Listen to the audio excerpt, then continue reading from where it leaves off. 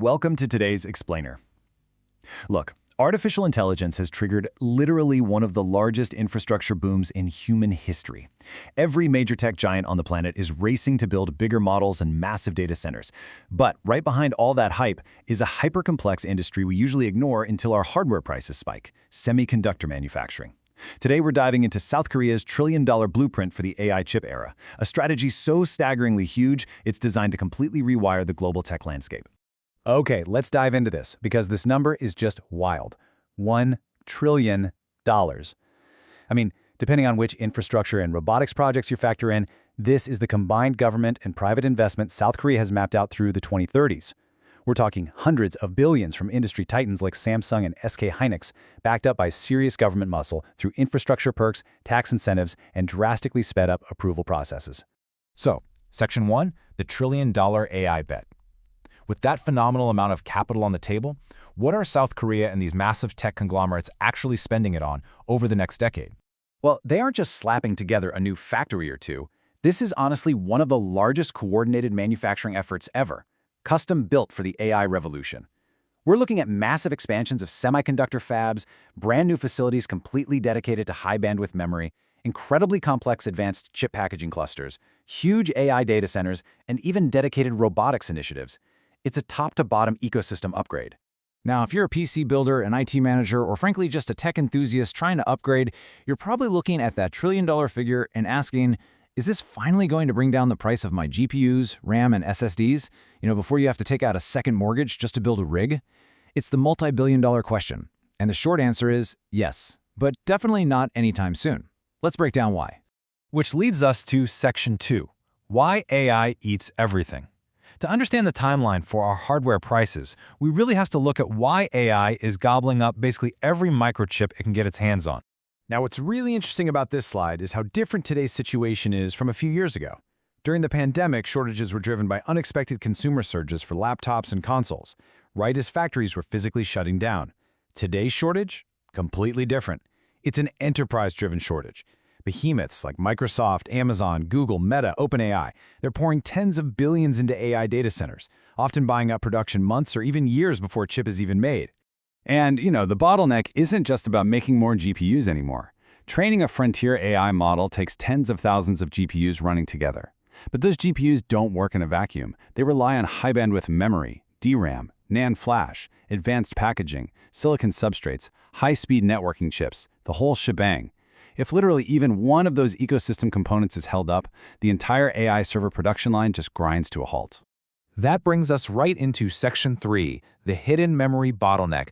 Let's look at the specific piece of hardware giving the supply chain its absolute biggest headache right now. It turns out the core issue isn't really the GPU processor itself. It's the memory attached to it. Modern AI chips rely entirely on high-bandwidth memory, or HBM. It's this super advanced DRAM that pushes insane amounts of data. But here's the catch. Only a tiny handful of companies on Earth, basically Samsung, SK Hynix, and Micron, can actually make HBM at scale. And since every single new generation of AI accelerators demands way more HBM than the last one, these guys are being squeezed to their absolute manufacturing limits. So the crucial point is how this corporate AI land grab directly hits your wallet. Look, semiconductor fabs are businesses. Obviously, they're going to shift their limited factory capacity toward these ultra-high-margin enterprise AI products. But factory space is finite. More HBM lines mean fewer lines for the stuff we actually buy. Consumer DDR5 memory, laptop RAM, standard desktop SSDs. Even if you don't care about AI at all, you are competing against it for factory time. And we're already seeing this trickle-down effect hit home. AI data centers need ridiculous amounts of high-speed SSD storage for all their training data.